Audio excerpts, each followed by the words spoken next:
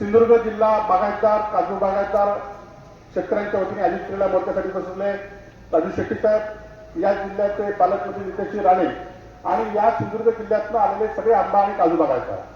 खरं तर असं संकट याआधी कधी या सिंधुदुर्ग जिल्ह्यावर आलं नव्हतं आणि आज तरुण शेतकऱ्यांना खरोखर धन्यवाद दिले पाहिजे की त्यांनी या ठिकाणी आवाज उठवला आणि या आवाजाचं रूपांतर या एवढ्या मोर्चामध्ये झालेलं आहे. मगाशी राजू शेट्टी यांनी सांगितल्याप्रमाणे ठोस सरकारने भूमिका घेतली पाहिजे. याआधी सरकारकडे या शेतकऱ्यांनी कधी मागितलं नव्हतं. आज इन्शुरन्सच्या माध्यमातून जो काय आपल्याला मदत मिळते त्याच्यावर आपण समाधानी होतो, परंतु इन्शुरन्सचे ट्रिगर अजूनही आपल्याला दाखवण्यात आले नाही आहेत. काल जिल्हा बँकेने जे व्याज दर सवलत दिली आहे ती पण जे भरणारे शेतकरी त्यांना दिलेली जाहीर केली आहे, परंतु आता शेतकरी हे व्याज म्हणजे मुद्दलच भरण्यासाठी शेतकऱ्यांकडे पैसे नाही आहेत आणि त्यासाठी सुद्धा सकारात्मक भूमिका आपण घेतली पाहिजे. हा खरं तर मोर्चा हे आंदोलन व्यक्तीविरोधात किंवा कोणाच्या विरोधात नाही आहे, तर हा शेतकऱ्यांचा आक्रोश आहे. माननीय पालकमंत्र्यांनी यामध्ये स्वतः लक्ष टाकून माननीय मुख्यमंत्र्यांना सुद्धा आम्ही भेटलो, परंतु दुर्दैवाने कालच्या बजेटमध्ये घोषणा झाली म्हणजे ती झाली नाही, परंतु अजूनही वेळ गेला नाही. यावेळी शेतकऱ्यांना ही मदत नाही झाली तर हा शेतकरी उठणार नाही आणि त्यामुळे या मोर्चाचं स्वरूप आपण राज्यामध्ये सांगा, मंत्रिमंडळामध्ये सांगा, आमच्या भावना सांगा आणि ही जर मदत नाही झाली तर ह्याच्या सुद्धा पुढे तीव्र आंदोलन शेतकरी या ठिकाणी करतील. आपण मोर्चासाठी या ठिकाणी आलात त्याबद्दल आपलं सर्वांचा धन्यवाद. जय हिंद, जय महाराष्ट्र. आणि साहेब, आपल्या एक लक्षात गोष्ट आणून देऊ इच्छितो. आपण स्वतः दौरा काढून बघितल्याची स्थिती काय आहे. मार्केटमध्ये आंबा येऊ शकत नाही, निर्यात तर सोडूनच इतकी वाईट अवस्था आहे. पण पंचनामे होणं गरजेचं आहे, झाले नाही अजून. पण पुढे मला एक धोका सांगतो की देवगड आंबा, वेंगुर्ला आंबा असं लेबल लावून मार्केटमध्ये आपल्या कोकणाचा हापूस म्हणून ग्राहकांची फसवणूक होणार आहे. आपण वेळेस जर का सावरलो गेलो नाही तर कायमची बाजारपेठ कोकणातली जाईल. दक्षिणेकडचा आणि गुजरातचा कोकण देवगडचा हापूस म्हणून, वेंगुर्ल्याचा हापूस म्हणून मोठ्या प्रमाणामध्ये येतो. याच्यावर काहीतरी करणं गरजेचं आहे. आणि आम्ही सातत्यानं सांगतोय की जसं 24 पिकांना हमीभाव आहे तसा आंबा काजूला सुद्धा हमीभाव मिळाला पाहिजे. आणि हा हमीभाव मिळाल्याशिवाय, कारण कॅनिंगला जेव्हा आंबा जातो त्यावेळी कवडी मूळ किमतीनं खरेदी केलं जातं, त्याला कुठेतरी एक शिस्त लागेल आणि त्या संदर्भामध्ये सुद्धा काहीतरी ठोस होणं गरजेचं आहे असं आम्हाला वाटतं.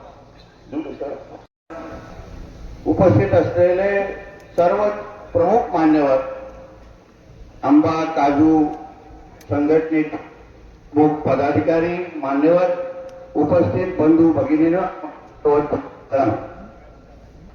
आज आपल्या सिंधुदुर्ग नगरीमध्ये भव्य असा आपला सगळ्यांचा मोर्चा आपण इथे काढलेला आहे.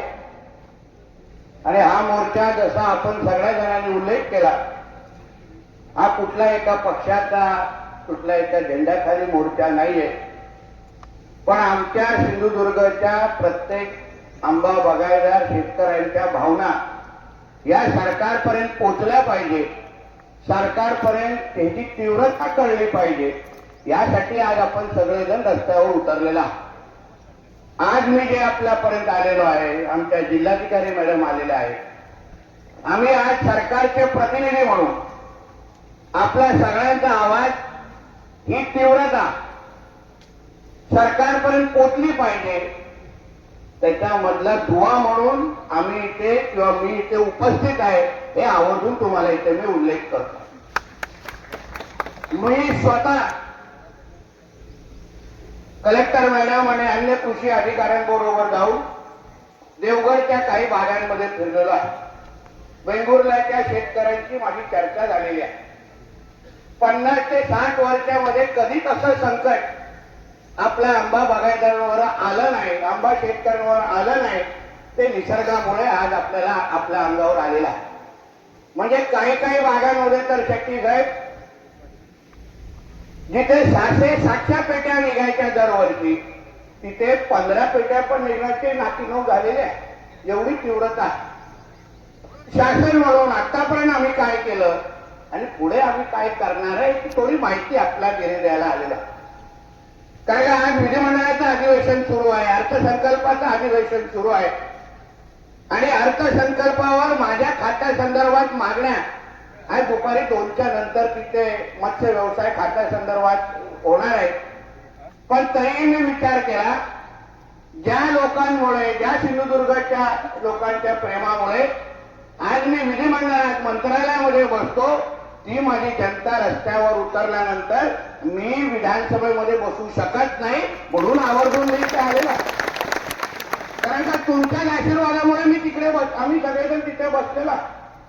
आणि म्हणून एक निश्चिंत राहा तुम्ही सगळेजण, ते सरकार हे शब्दा पलीकडे कृतीतून तुमच्या मागे खंबीर पद्धतीने उभा आहे, हा विश्वास मी तुम्हाला देणार आहे. या अगोदर मंत्रालयामध्ये जेव्हा आपल्यातले काही आंबा बागायतदारांचे प्रतिनिधी मला येऊन भेटले, आमचे होते वेंगुर्ला, देवगडचे सगळेच प्रतिनिधी होते आणि तिथे ती चर्चा झाली.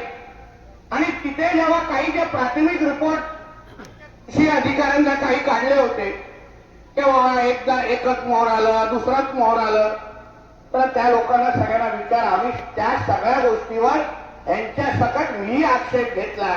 तर का शेट्टी साहेब, मला असं आहे का, और जो आक्षेप आहे ते मंत्रालयामध्ये बसणारे जे अधिकारी आहेत ना मोठे, त्याला महाराष्ट्रातली कधी कधी ही भौगोलिक परिस्थिती समजत नाही.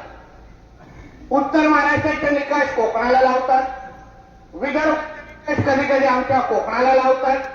त्याच्यामध्ये ते वातावरणामध्ये होणारे बदल, भौगोलिक परिस्थिती, अन्य सगळ्यांची परिस्थिती बघताना, त्यासाठी निर्णय घेत असताना प्रत्येक खात्याने कोणातून निकष लावलेच पाहिजे अशी भूमिका आमच्या सगळ्यांची आहे.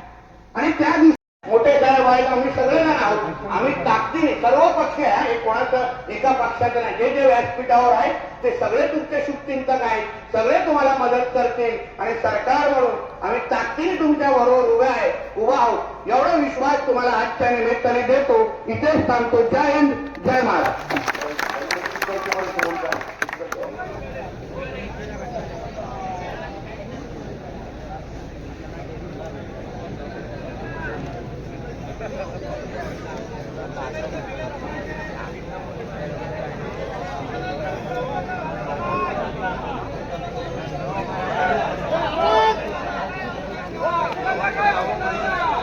औषधाची बिल हॅलो, एकच मिनिट सर. ते बोलतो ना, औषधासंदर्भात जेव्हा आपले ऐकून घ्या, सीएम साहेबांवर जेव्हा बैठक होईल, हे ज्या औषधासंदर्भात जे काही चालू आहे, आपल्याला कधी कधी अशी औषधं दिली जातात ती चालतच नाही, त्याच्यामध्ये पण ब्लॅक मार्केटिंग होते, बरोबर आहे ना, ती आपल्याला थांबवायची आहे. म्हणून एकदाच त्याच्या बाबतीचं धोरण ठरवू आणि ते सगळ्या गोष्टी थांबवू, जेणेकरून जी औषधे येतील ती काम करणारीच पाहिजे या दृष्टीने करू.